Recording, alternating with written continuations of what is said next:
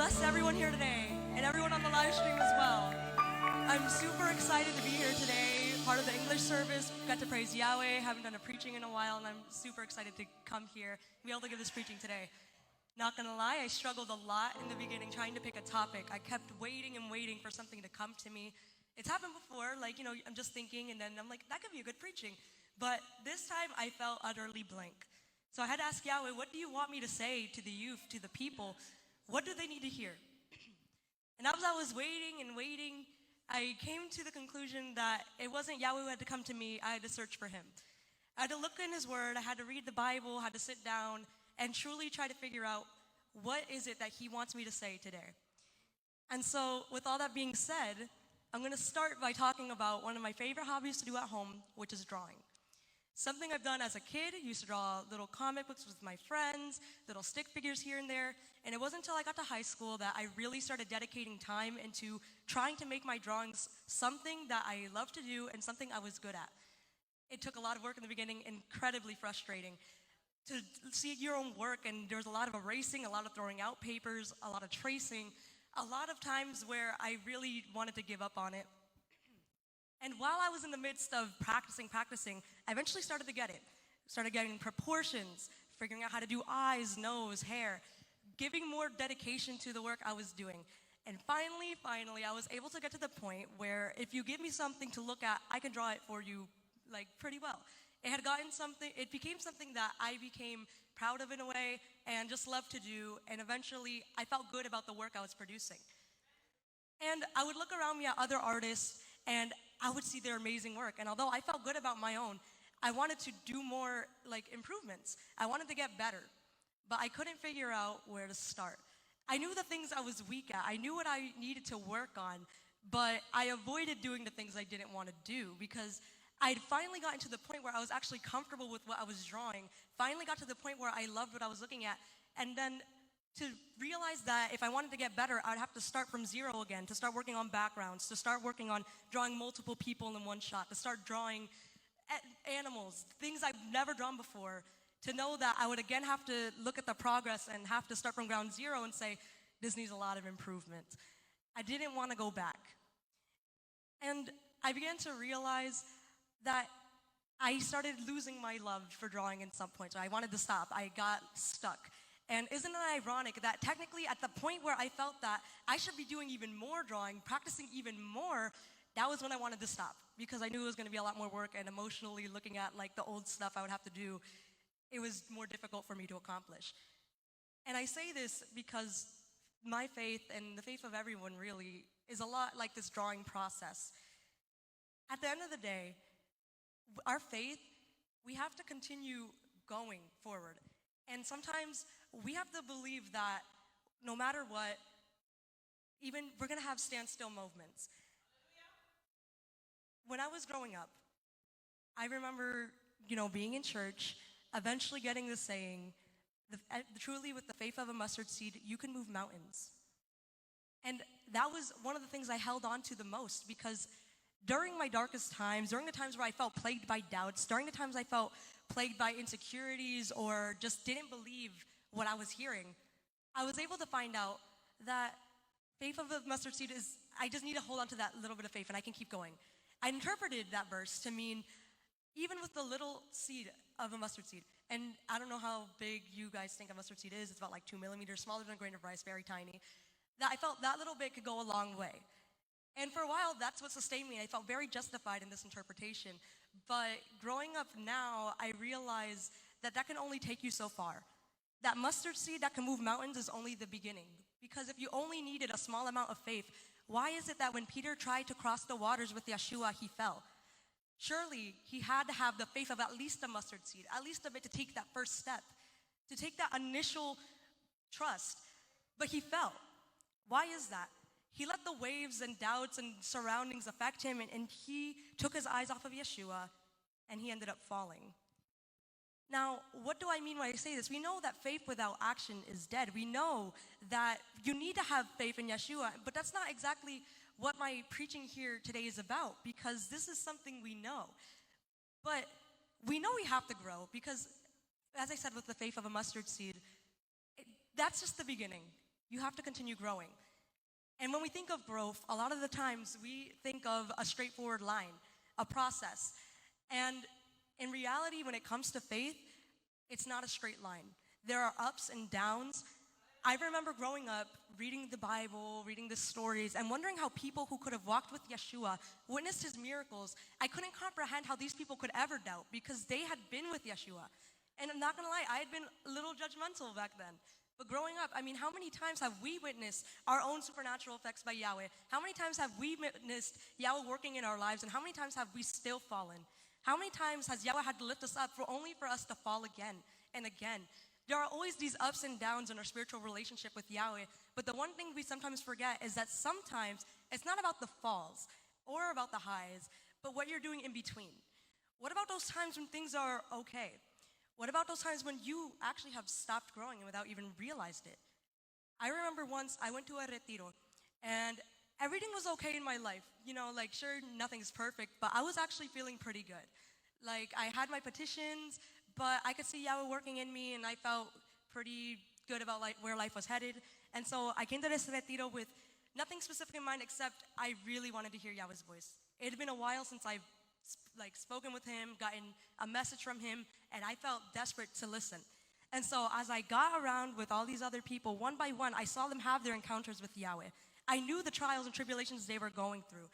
And one by one, they got their encounters, and I couldn't help but feel a little hurt, a little left behind. Because I could see Yahweh talking to all these people, and here I am waiting and crying and praying and praising, and I felt like I was getting nothing. And I left that retiro, and I felt a little bit disappointed that day because I really wanted to hear Yahweh's voice, and I figured if today's the day, then nothing else is. So I left a little bit disappointed. I remember asking Yahweh, do you only come when I'm broken? Is it only the broken who get to hear your voice? And it wasn't until later that I realized that it's not the broken who get to hear from Yahweh or who really need to hear Yahweh. It's also the humbled. And it's no coincidence that I thought that being broken was equivalent to hearing Yahweh, because when you're at your lowest point, that is often when you're the most humble, right? When you have everything to gain, nothing to lose, when you're praying relentlessly, searching for him, desperate to hear his call, that is the moment where you truly seek out Yahweh. And then when Yahweh raises you up, you stand there and you're finally on higher ground, and it's like, Yahweh, what now?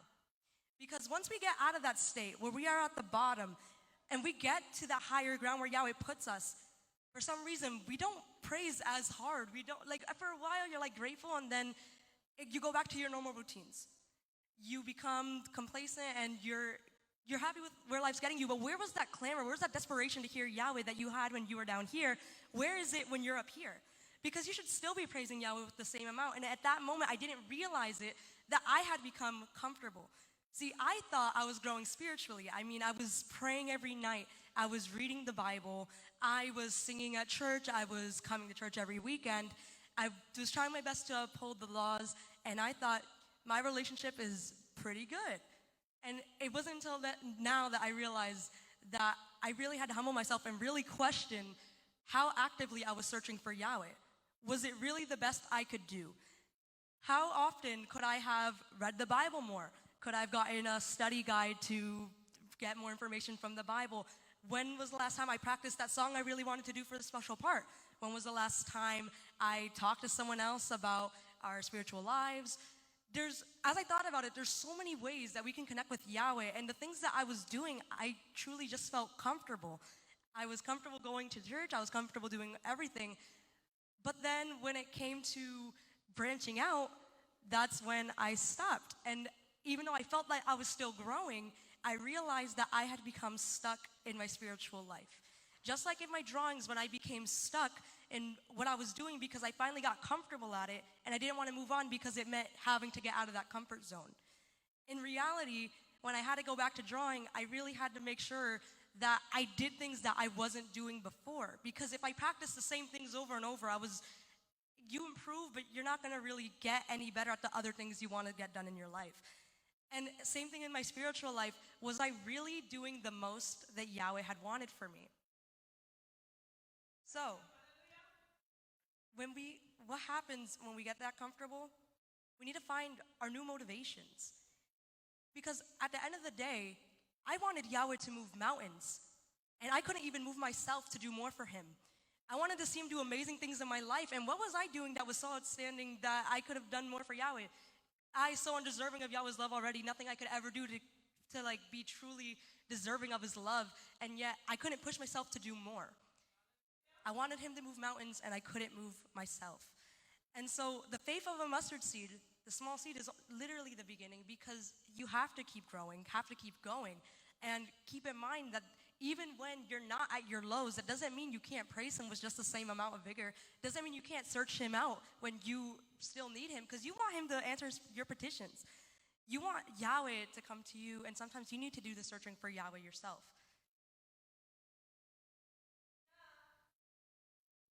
It's the same thing also with the piano. I had begun practicing, very frustrating at first, got better at it. Started getting chords, and I could eventually get to the point where I could play basically any song if I could see the notes, and I could play. But I began to realize, what else could I do? Melodies. And I think deep down I didn't want to go forward, because you really do have to humble yourself to take a step back and to remember that everything you have is because of Yahweh. And if you want to get better, sometimes you've got to be ready to put yourself through the ringer. Get ready to get critiqued. Get ready to make mistakes, so then you can grow. Because sometimes you can't grow without getting the little extra improvements, the techniques, the critiques that people give you. And that's the only way you're going to continue going forward. I come to you with the verse from Hebrews 11:6 that says, "And without faith, it is impossible to please Yahweh, because anyone who comes to him must believe that he exists and that he rewards those who earnestly seek him." When I was preparing for this preaching, I shook up a jar that had a bunch of verses, and this is the verse that came to me. And it brought the question, are we earnestly seeking him in everything we do? Are we earnestly putting in the amount of effort we know that we can give? Are we truly doing more than what we should, truly doing less than what we should be doing? Maybe when Yahweh feels far, it's not us. It's not that him who needs to come to us, it's us who need to get closer to him. How many times have you bowed down in prayer and felt that Yahweh wasn't listening? How many times have you felt like you weren't feeling anything from coming to church? And sometimes those are the most disheartening moments, because you feel like, Yahweh, I'm trying and I don't hear anything from you, I'm not seeing anything from you, and you get disheartened. And sometimes you want to stop praying, sometimes you want to stop coming to church, sometimes you want to just stop. But isn't it ironic that those are the moments where you need to seek him the most? You would think that you want to seek Yahweh more. Why would you stop? You want to keep going. You want to do more for Yahweh if you want to see him work in your life. And so it comes to question. At the end of the day, we are all trying to grow in Yahweh's presence. And we all have different ministries and talents, and we're all trying to do better. And if you feel yourself getting stuck, you really have to find new ways to motivate yourself. And there are so many things you can do to do that. If you're feeling bored in church, maybe it's because you're not doing enough. Maybe if you want to find a better encounter, go out there and search for it. Play the song you've always wanted to play. Learn the instrument that you've been trying to learn. Stop putting things off that you've been holding on to. Like, maybe I should do this. That would be cool. Keep moving forward and actually do what you plan to do, because our time on earth is short. And in reality, if I had been practicing piano or drawing years ago from before I started, I would be at a much better place now. And likewise, if you want to see yourself get to a better relationship with Yahweh, the time to start is now. Because the more you work towards getting a better relationship with Yahweh, the greater that relationship is going to be. What you put in is what you're going to get out of it as well. And Yahweh's always working in us. But if you really want to seek him, then truly go out there and seek. Try things that are new. You want to branch out. You don't want to just do the preachings. Just ask someone to help you learn how to pray. Ask someone to help you sing or do anything. Even write your own poetry. Bring something to the church that's never been done before. Because those are the things that Yahweh's going to notice. Those are the things Yahweh's going to see that you are actually putting work into. And so if you find yourself unmotivated, you have to motivate yourself. The things you would do for work, for school, you know you have to get done, do it for Yahweh. Find ways to get yourself to move forward, because if you want the blessing, Yahweh has it for you. You only have to ask for it. Don't wait for Yahweh to come to you. Go to him. Look for him. And so I leave you. Earnestly seek Yahweh. Earnestly. Be honest with yourself and let us all humble ourselves in front of Yahweh, because that is truly what he's looking for in a believer, in a member of the church. We want to keep going and we want to keep doing better for Yahweh. So instead of being stuck, let us continue to do more and grow with Yahweh. Thank you.